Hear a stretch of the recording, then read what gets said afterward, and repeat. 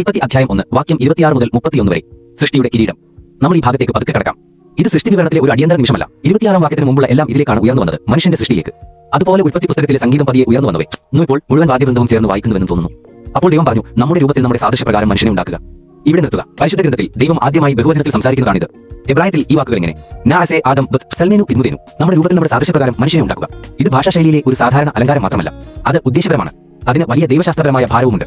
പുരാതന യഹൂദ ലോക ചിലർ ഇത് ദൈവം തന്റെ സ്വർഗീയ സഭയോടാണ്, ദൂതന്മാരോടാണ് സംസാരിക്കുന്നതെന്നും വലിയ ശാസ്ത്രപരമാണ് അയച്ചിരുന്നു. പക്ഷേ ദൂതന്മാർ ഒരിക്കലും സൃഷ്ടിക്കുന്നു എന്ന് പറയുന്നില്ല. മനുഷ്യനെ ഉണ്ടാക്കുന്ന പ്രവൃത്തി ദൈവത്തിനുള്ളതാണ്. പുതിയ നിയമത്തിന്റെ വെളിച്ചത്തിൽ പഴയ നിയമം വായിച്ച പ്രാചീന സഭാപിതാക്കന്മാർ ഇവിടെ തൃത്വത്തിന്റെ ശബ്ദം കേട്ടു. പിതാവും പുത്രനും പരിശുദ്ധാത്മാവും നിത്യസംഗമത്തിൽ ചേർ നിൻ മനുഷ്യനെ ഉണ്ടാക്കുവാൻ തീരുമാനിക്കുന്നതായി. ഇത് സകല സമ്പൂർണ്ണമായ സ്നേഹത്തിന്റെ ആലോചനയാണ്. എന്നേക്കുമുള്ള സ്നേഹം, നിറഞ്ഞൊഴുകുന്ന സ്നേഹം, നമ്മൾ പങ്കുവയ്ക്കുക, നമ്മെ അറിയാനും നമ്മെ സ്നേഹിക്കാനും നമ്മെ പ്രതിഫലിപ്പിക്കാനും കഴിവുള്ള സൃഷ്ടികളെ ഉണ്ടാക്കുക എന്ന് പറയുന്ന സ്നേഹം. ദൈവം ശം കൊണ്ടല്ല സൃഷ്ടിക്കുന്നത്, അവൻ ഏകാന്തത കൊണ്ടല്ല സൃഷ്ടിക്കുന്നത്, അവൻ സമ്പൂർണ്ണത കൊണ്ടാണ് സൃഷ്ടിക്കുന്നത്. തൃത്വ ജീവിതത്തിന്റെ സമ്പൂർണ്ണത കൊണ്ടാണ് എന്നും പൂർണ്ണവുമെന്നും സന്തോഷവുമുള്ള അവന്റെ രൂപത്തിൽ സൃഷ്ടിക്കപ്പെട്ടത് എന്നർത്ഥം. ചില സ്വഭാവങ്ങൾ കൈവശം വയ്ക്കുന്നത് മാത്രമല്ല, അത് ബനത്തിനായി സൃഷ്ടിക്കപ്പെട്ടതാണ്. മറ്റൊരാളോടൊപ്പം ചേർന്ന് ജീവിക്കാനുള്ള സംഗമത്തിന്റെയും അടുത്തറിയലിന്റെയും ആഗ്രഹം നിന്റെ ഉള്ളിലുള്ളത് ഒരു ദൗർബല്യമല്ല, അത് ഏതെന്റെ മൊഴിയാണ്. ബന്ധത്തിനായുള്ള ദൈവത്തിന്റെ രൂപത്തിൽ ഉണ്ടാക്കപ്പെട്ടിരിക്കുന്നതിന്റെ അടയാളമാണ്. നമ്മുടെ രൂപത്തിൽ നമ്മുടെ സാദൃശ്യം എപ്രകാരം? എബ്രായത്തിൽ തെസ്സലീം എന്നും ദെമൂത്ത് എന്നും ഗ്രീക്കിൽ ഐക്കോൺ എന്നും ഹോമോയോസിസ് എന്നും ഈ വാക്കുകൾ തമ്മിൽ ബന്ധമുണ്ട്, പക്ഷേ ഒരേപോലെയല്ല. തെസ്സലീം ഒരു ഉറച്ച മുദ്രയെ സൂചിപ്പിക്കുന്നു, രാജകീയ മുദ്രയുടെ അടയാളം പോലെ. അത് വ്യക്തിത്വത്തെ രേഖപ്പെടുത്തുന്നു.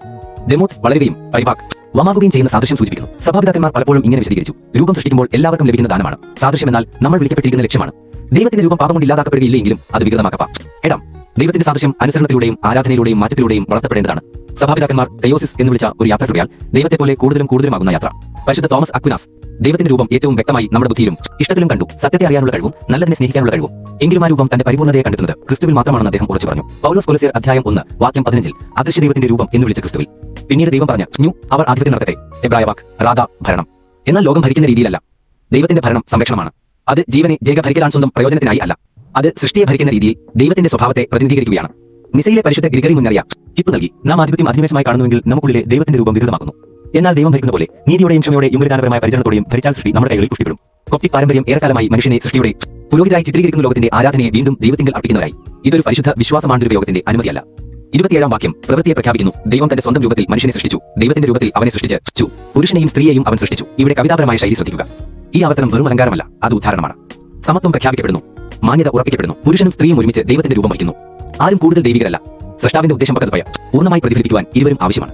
പരിശുദ്ധ ബെസേലിയോസ് പഠിപ്പിച്ചു, പുരുഷൻ മാത്രം ദൈവത്തിന്റെ രൂപമല്ല, സ്ത്രീ മാത്രം ദൈവത്തിന്റെ രൂപമല്ല. ഒരുമിച്ച് വിവാഹത്തിലും സമൂഹത്തിലും കൂട്ടായ്മയിലും മനുഷ്യർ തൃത്വത്തിന്റെ സംഗമത്തെ പ്രതിഫലിപ്പിക്കുന്നു. 28 വാക്യം ഒരു അനുഗ്രഹത്തോടെ തുടങ്ങുന്നു.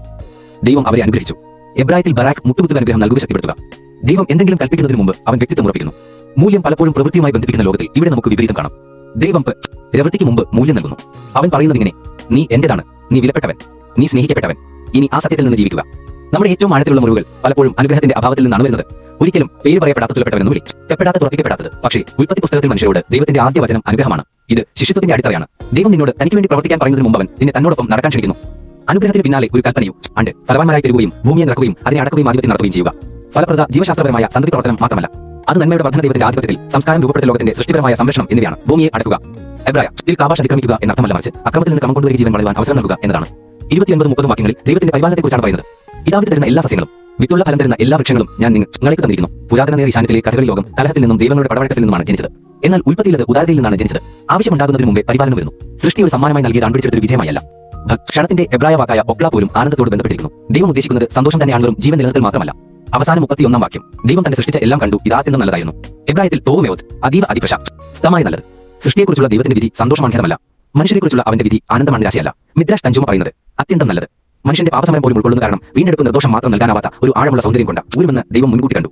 ഉൽപ്പത്തി അധ്യായം 1 വാക്യം 26 മുതൽ 31 വരെ വെറും പുരാതന ചരിത്രമല്ല, അത് തിരിച്ചറിവും വിളിയും ലക്ഷ്യവുമാണ്. ദൈവത്തിന്റെ രൂപം വഹിക്കാൻ, അവന്റെ അനുഗ്രഹം സ്വീകരിക്കാൻ, അവന്റെ പ്രവൃത്തിയിൽ പങ്കുചേരാൻ നിന്നെ സൃഷ്ടിച്ചു. പാപം സാദൃശ്യം വികൃതമാക്കിയെങ്കിലും പൂർണ്ണ രൂപമായ ക്രിസ്തു വന്നത് തകർന്നതിനെ പുനഃസ്ഥാപിക്കാനും നഷ്ടപ്പെട്ടതിനെ പുതുക്കാനും ദൈവത്തിന്റെ സാദൃശ്യമുള്ള പൂർണ്ണതയിലേക്ക് നിന്നെ നയിക്കാനുമാണ്. അവനെ അനുഗമിക്കുന്നത് നിന്റെ യഥാർത്ഥ മനുഷ്യാവസ്ഥയിലേക്ക് കടക്കുന്നതാണ്. അവനോടൊപ്പം നടക്കുന്നത് നിന്റെ രാജകീയ വിളിയെ വീണ്ടെടുക്കുന്നതാണ്. ആത്മാവിനായി ദാഹിക്കാം. നിന്നെ എപ്പോഴും ഉണ്ടാവേണ്ട വ്യക്തിയായി മാറ്റുന്ന പരിവർത്തന സ്നേഹത്തോട് നിന്നെ തുറന്നു കൊടുക്കുന്നതാണ്. ഇതാണ് നിന്റെ ഉറവിടം, ഇതാണ് നിന്റെ ഉദ്ദേശം, ഇതാണ് നിന്റെ ലക്ഷ്യം. രൂപം വഹിക്കുക അനുഗ്രഹം സ്വീകരിക്കുന്നതിനായി നൽകിയിരിക്കുന്ന വിളി നിറവേറ്റുക.